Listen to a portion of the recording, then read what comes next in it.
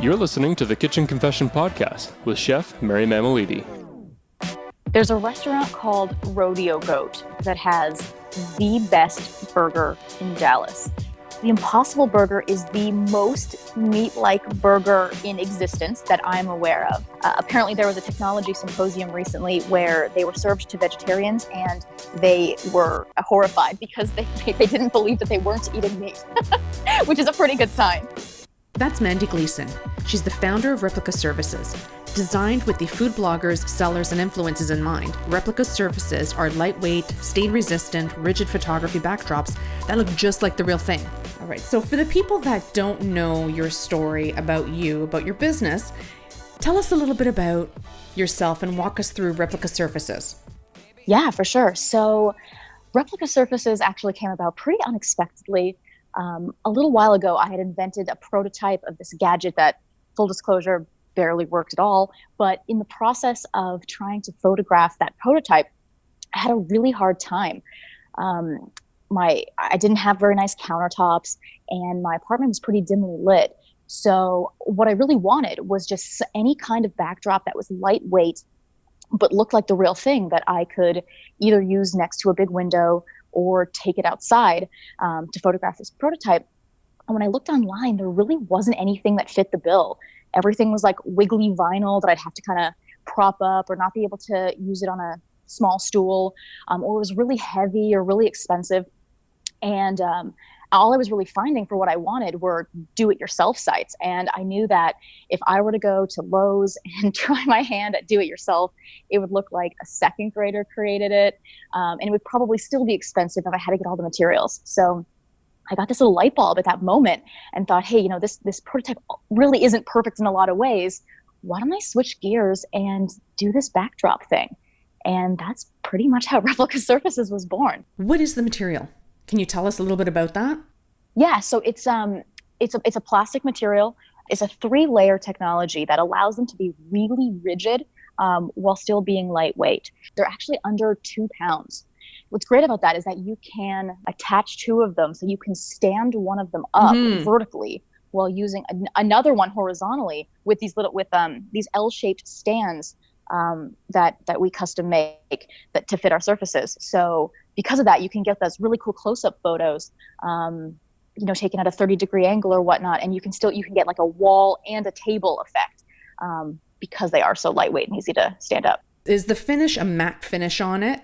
It is a matte finish, yeah. So I knew that glare could be an issue with some vinyl backdrops, or like with even real tile and real marble, you can get glares sometimes. So this is a matte finish that should not lead to glare. And what's the size of them? They're 23 inches by 23 inches, which is what I found was a really good size for the vast majority of people's purposes, while still making them portable, because I wanted for wedding photographers or food photographers or product photographers who went on site to take photos. I wanted them to be able to carry them with them without them being too unwieldy. And that's interesting that you mentioned photographers. Do you have any photography background? I do not. I mean, I should correct that. I did once I created a backdrop company and needed to start taking photos and learning all about how to do that for social media content purposes. But prior to that, no, none whatsoever. I was just a maker who needed to take great photos and didn't have the resources. And that's what I love about your story, is that you saw a need for something and just kind of jumped in and thought, okay, I'll figure this out as I go along. That's a really good description of what happened. Yeah. And that's the story of my life. I think that's the story of most people's lives. Life takes you in a lot of different directions you never saw yourself going in, but this is my absolute passion. I love this company and what I'm able to help people do for their own businesses has been more rewarding than I had ever expected. I mean, I fell in love with these boards. It was one of those things like, I need these boards in my life, because when you look at these photos, you cannot tell. There is no way you can tell that these are backdrops. What are some of the designs that you have? Yeah, so that was exactly what I was going for. So I'm so happy that you feel that way. Some of the designs that I have, we've got different kinds of wood. So I have a weathered wood, which is like a dark gray wood. The grain on it is amazing. A shiplap, so like a whitewashed wood. It's very fixer-upper, was my motivation for that one. I've got white marble, rose marble, which is kind of like a blush pink marbled effect. It. Yeah. Yeah, there's concrete, cement. People mix those up all the time, but they are. So maybe I should have named them differently, but both of those are awesome. They've got a little bit more of a rustic vibe. There's 9 designs in all. What inspired a lot of these designs? That's an awesome question. Basically looking at what other people were using on Instagram primarily, what just kept coming up over and over again as both the classics like marble, shiplap. Those ones are particularly classic. But then I started to see, especially later in 2018, a lot of grays start to come out. So like the cement, like a light gray that doesn't overpower your image, but just gives it that tiny touch of color that isn't just white on white on white. So I was seeing that cement seemed to be the new light and airy white. And then that went further, and people started doing more dark tones, more dark and moody. So that's what inspired the weathered wood, the concrete. Now there's an onyx, which is very much like a very dark slate, which is fantastic for the dark and moody. So basically seeing what other people were doing, as well as just feeling like these things needed to be created, even if they weren't what I was seeing all the time. So another one that I have is called beechwood. It's a light colored wood that kind of has this mid-century modern vibe that I love. And I really wasn't seeing much of that on Instagram, but I thought that there would be a market, and there has been. So sometimes I kind of try to throw curveballs to see what people respond to, and then based on the response, whether it's something that we should keep in the collection. Well, it's funny because I went to go place my order, had it in my cart. I had about all of them. I think I wanted at one point. Like, okay, I need to, taper this down. Well, that's awesome. I love if I can make your decision difficult, then I have done my job of selecting the styles. If someone wanted to order these, where can they go? What can they do? Where can they find you? Definitely. So the place to find me is replicasurfaces.com. I do all the sales through that. So that's where you can see all the different 9 designs. You can see multiple photos of different styles that are taken with each of those to try to find the one that's best for you. Like I said, I'm so glad that you had difficulty choosing. If people are truly having difficulty choosing, you could always DM me on Instagram and I can help you out, trying to narrow it down based on, what your page looks like, what goals you're trying to achieve. Later in 2019, my goal is to have a kind of a survey on the website that asks questions about what kind of style you're going for, to try to help narrow it down via an algorithm that can help people out. But that's something that'll be coming a little bit later, I think. Until then, I'm happy to help via Instagram DMs. Now we're going to do a couple of games if you're up for it. Yeah, for sure. All right, so I've got the first one, this or that. The choice is yours. You can get with this or you can get with that. Okay, Netflix or cable? Netflix. Obviously, right? People told me that if I cancel my cable, they'll just decrease my internet speed. So I'm held cable hostage, but Netflix, 100%. Really? It's I ridiculous. thought it was only here that they do that. Oh, no. Online shopping or in-store? Online for window shopping, but I never purchase because I never know if it's going to fit me. In store for actually handing over my credit card. Good for you. I wish I could do that. I would eliminate the number of returns I have to do. What's worse, laundry or dishes? I hate them both. Laundry because it takes all day to get through all the loads. I'm with you on that. Right? I mean, dishes because you have to do them every day, mostly. Laundry less frequent, but takes all day. So I'm going to go with laundry. Yeah, me too. I agree with that. Are you more of a truth or dare? Ooh, dare. So am I. I like to tell him you can't handle the truth. Yeah, exactly. And how bad can the dare really be when you're in your 30s? Let's be real here. Salty or sweet? Salty. Okay, this one's really important. Toilet paper, over or under? Over. Oh my gosh. Over. Are you a Yeah, monster? right? My dad literally posts memes about the toilet paper having to be over on his Facebook, which is a very Facebook dad thing to do. But like, it has been ingrained in me since moment one of life that it's over. It's over. It's got to be over. If not, you're spinning that thing and you're trying to find it. No, it just doesn't work. No. And it like, it hurts me. I'm Mary Mamaliti, and you're listening to the Kitchen Confession Podcast. Today I'm talking with Mandy Gleason, entrepreneur, designer, and founder of Replica Surfaces. And now that we talked all about the backdrops, we need to put something on those backdrops. Yeah. So we do. And this is where we talk about our food. How did you get started in the kitchen? I got started in the kitchen, I would say, when I first moved to college because mom wasn't there anymore. And so I kind of just felt like I had to learn. Ordering in was not going to be a feasible option from a waistline and a pocketbook standpoint. So I learned with my roommates a little bit.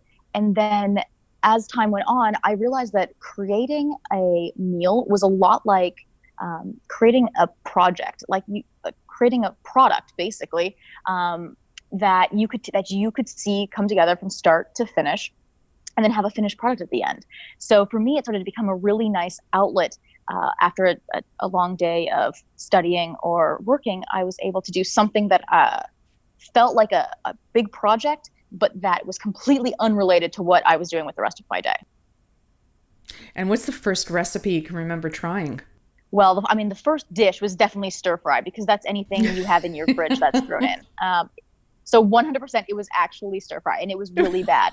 And by terrible, I just meant boring. I've come a long way in my stir fry skills since then.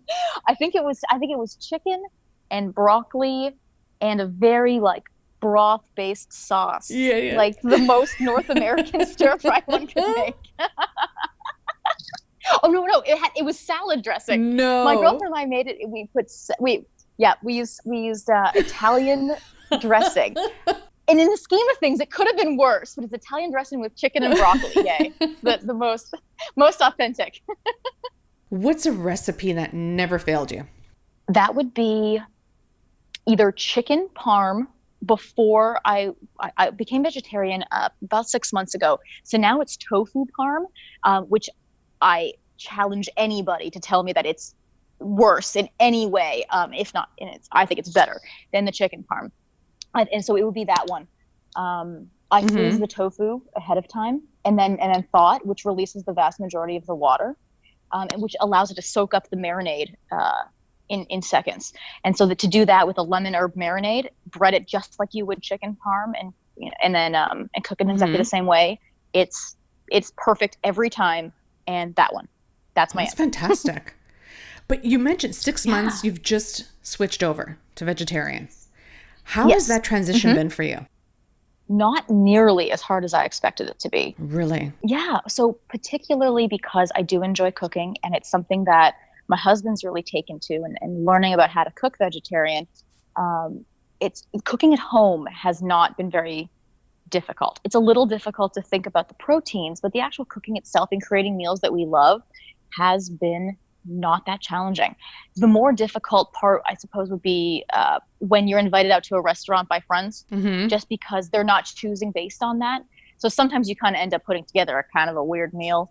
Yeah. But I am in Texas, so if I get invited to a New American Steakhouse, the options are somewhat limited. How do you deal with that? I think about it all the time. I'm not vegetarian. I'm incorporating a lot more plant-based meals now into my for sure. into my diet. But even then, I think about that. You're going out, and of course, it's just the restaurant that everyone chooses. How do you make your meal based on, like you said, you're going to a steakhouse?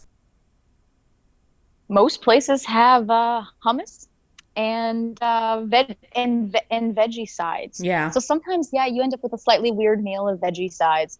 But in the scheme of things, I think things are progressing a lot more in restaurants and as well as grocery stores toward more of a plant-based lifestyle. So They definitely I feel are. like things have got to be so much easier now than they were even 5 years ago. In the scheme of things, it's not that bad. And if I have the ability to choose the restaurant, well then that's very easy. Then what would you choose? You're in Dallas and you're going out. What restaurant would you choose? I would probably choose. There's a restaurant called Rodeo Goat that has the best burger in Dallas. So that's perfect for any friends that are not vegetarian. Mm-hmm. They also have a burger called the Impossible Burger. Have you heard of that? No. So the Impossible Burger is the most meat-like burger in existence that I'm aware of. Have you tried Beyond the Meat Burger? I have. So I also like those, but they're not quite as good as the Impossible Burger. Really? So if you haven't tried the Impossible, they're actually, yes, they're legit better than the Beyond the Meat, which I didn't think was possible until I had it. Yeah, because I'm pretty hooked on Beyond the Meat burgers. No, and as you should be. I've got them in my freezer right now. But the Impossible Burger, if you find it, I have never found it in a grocery store, only restaurants. But if you do come across it, give it a go. I think you'll be incredibly impressed. Apparently, there was a technology symposium recently where they were served to vegetarians, and they were horrified because they didn't believe that they weren't eating meat, which is a pretty good sign. What techniques are you currently trying to master in the kitchen? Pizza. Oh, that's a good one. Okay. Yeah, so homemade dough and then done on the pizza stone in the oven.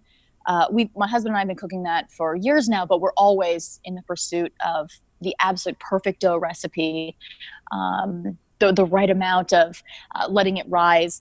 We have a lot of pizza parties where we have a couple of colleagues over to make homemade pizza, and so that's pretty awesome. And it's a really great way to put Beyond Meat sausage on pizzas and then pull the wool over my friend's eyes. they never know it's meatless. All right, rapid fire. A stranger you just met has a giant piece of spinach in their teeth. Do you giggle and point or ask if that's dinner? Can I politely just tell them that they have spinach in their teeth? Yeah, you can. You can. If the opportunity arises. I'm Canadian. I've got to do it the polite way. If you could have a superpower, what would it be? I think it's the usual. I think it's got to be flying. Really? I don't want to do anything that. Yeah, well, maybe it's not usual then, but I wouldn't want it to be anything that would hurt people potentially. Like I don't want any kind of super strength, all that jazz. I just want to relive the dreams I've had as a kid of flying. If your fridge could talk, what would be the one word it would use to describe your snack choices? Chips and salsa. Literally, that's literally chips and salsa. Like every time.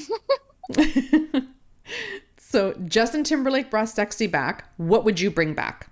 80s hair bands. I adore 80s rock music so much. I was going to say my 80s hair. I was just so much taller with that hair. Had the big hair. No, I wish that were my time because I have very fine hair. And if I could have just permed it and teased the daylights out of it, that would have been a dream. This is the time where actually I want to ask every guest to share a little kitchen confession with me. Is there one you have you can share with us? So kitchen confession, I can't think of anything funny enough that's happened to me in the kitchen, but I do have a bit of a confession. So I am originally from just outside of Toronto, so Yay. Canadian girl just like you, for my first year of college, and I was actually the Canadian Pink Power Ranger. No, you were not. Yes, I was. So I should explain some more. I was the Canadian Pink Monster Warrior. So I basically wore pink and black spandex and killed computer-generated monsters for 52 episodes. And this aired on YTV. So I love it. For any of your American viewers, YTV is like the Canadian version of Nickelodeon. It's like the biggest deal. Yes. And so yeah, I did this kids television show that was a cross between Power Rangers and Ghostbusters, and it was utterly ridiculous. And the graphics were so bad, and it was an absolute blast. And so now I've got all of these YouTube videos and ridiculous clips of myself from, oh gosh, like 12 years ago. I hate to say that, but That's yeah, amazing. It's a pretty awesome resume builder that has no relevance to anything, but is a solid conversation topic. It really is. That's fantastic. Love it. Did you do any other shows, or was that that was your show? So that was kind of the pinnacle. That was the last one I did before I left the acting world behind. But before that, I started when I was 11, and so I did probably up to 20 different commercials, and then some small supporting roles in other shows. So there was another kids show called Naturally Sadie that was also on YTV. Mm-hmm. So did that. I either played like the little like Holly High School like sweet girl, or I played the super mean I don't know what non-swear words to use, terrible girls at school who make other girls' lives miserable. So and then I did one feature film. So I played, get this, mean party girl number 2 in Disney's Ice Princess. So I help belittle the actress Michelle Trachtenberg at a big party. I say 2 words, and that was my first and last feature film. So I love it. Oh, thank you for sharing that with me. Oh, you're so welcome. This will be held against me later, I'm sure. Thank you so much for joining us on the show. Mandy, this was so much fun. Mary, this was awesome. Thank you so much for having me. Let's just say it again. If people want to find you, Replica Surfaces, where can they find everything?